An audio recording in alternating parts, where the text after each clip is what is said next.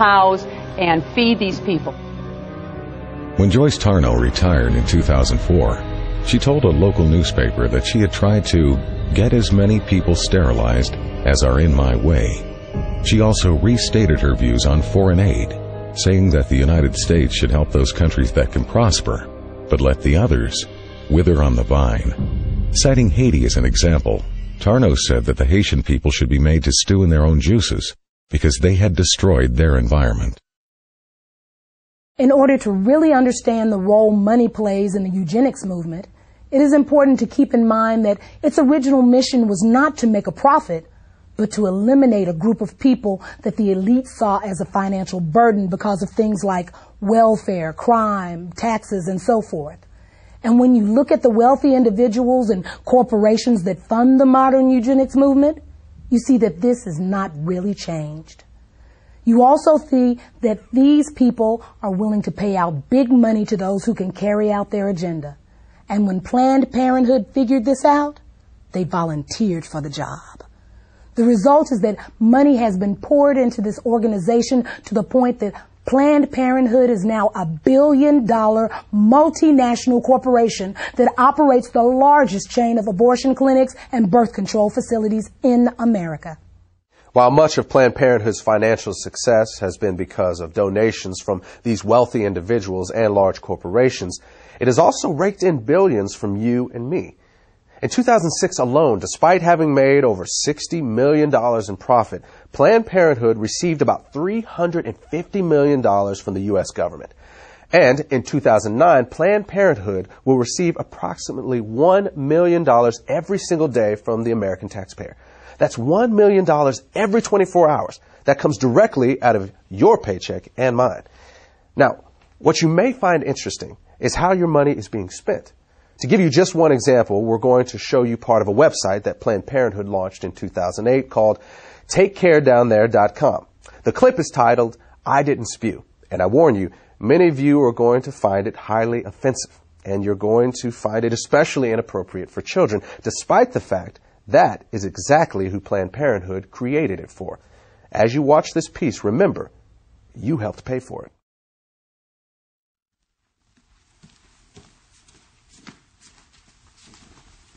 Whoa, guy, where's the prophylactic? What do you mean? Look, oral sex is still sex, okay? If it's unprotected, you gotta reject it. What? What? But I didn't even spew. Guys, doesn't matter. Look, if you're having sex or you're getting some blowjays or whatever, you need to use a condom. Because you could catch a sexually transmitted infection, even if you don't spew.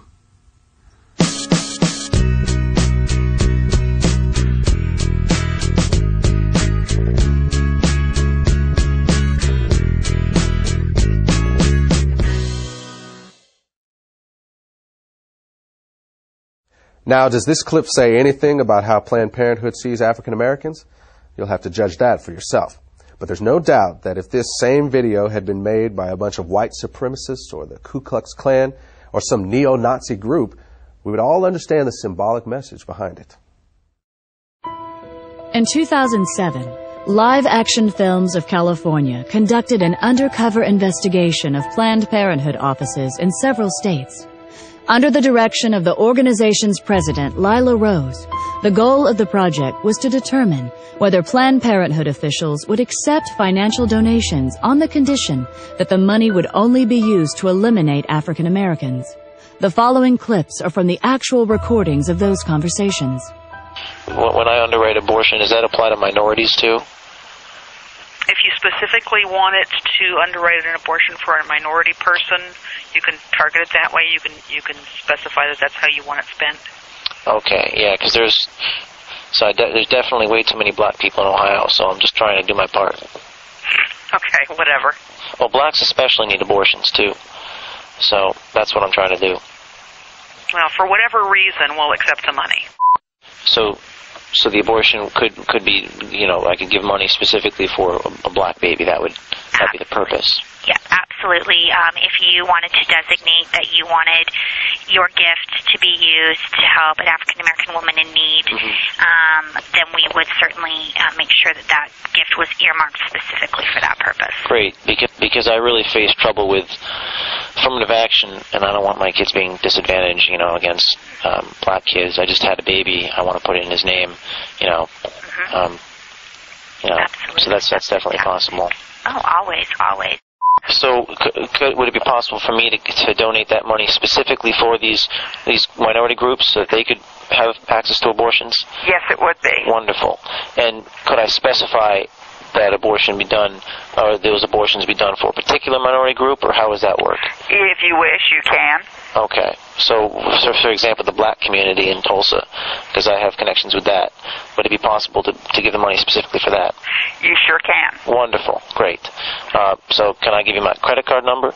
Yes. Wonderful. Just one more thing. The abortions will be done specifically for the black community abortions. I will mark it in such a way that definitely it will. Oh, great. On a black baby. Yes. Thank you. Great. The exact amount we charge right now is $450 for an abortion. Okay, $450. Mm-hmm. And we can definitely designate it for an African American. Wonderful. Yeah. Okay, and if I wanted to make to fund, because this is if I wanted to help fund multiple abortions, could you also specify that this could be done for a specific group? Mm-hmm. Well, I'm really excited, because I really face trouble with affirmative action.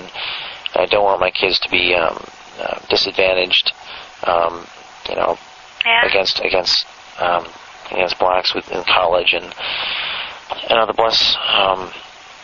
less blacks out there, the better. So. Yeah, it's a strange time for sure. Yeah. So, okay. Well, thank you very much, Jeremy. And if you have any questions, please feel free to give me a call. My extension is 304. When this material was released to the public, Planned Parenthood's defense was to claim that the employees who made these statements were not reflecting the organization's corporate position. But in 1986, Planned Parenthood's national president, Faye Wattleton, made the following statement during an interview on CNN. As a matter of fact, Mr. Dornan, if I may finish, we have received contributions from people who want to support us because they want all welfare mothers and all black women to stop having children. What Ms. Wattleton was conceding in this CNN interview, and what Live Action Films found in their undercover investigation, was acknowledged years before by a previous Planned Parenthood president. During a speech in Philadelphia in January 1966, Planned Parenthood President Alan Guttmacher stated that some of his colleagues appeared to have racial motives for their involvement with the organization. Not surprisingly, one of Guttmacher's acquaintances later warned him that in the future he should not be making comments like that in public. The person who gave that warning obviously understood that Planned Parenthood's racial agendas and attitudes are best kept out of the public. And that has been a philosophy that Planned Parenthood has embraced for many years. This idea that man could reinvent the world through eugenics was an elitist philosophy espoused by those who considered themselves to be not only financially superior, but intellectually superior to everyone else. And Planned Parenthood became the golden child of these people because Planned Parenthood is the one who figured out how to make eugenics work. They figured out that the key to racial genocide is not in killing people, but in convincing the target group to commit mass suicide. This is what birth control, and especially abortion, are all about. And the reason Planned Parenthood has been so successful is because, unlike other eugenics organizations, they have always been able to keep their agenda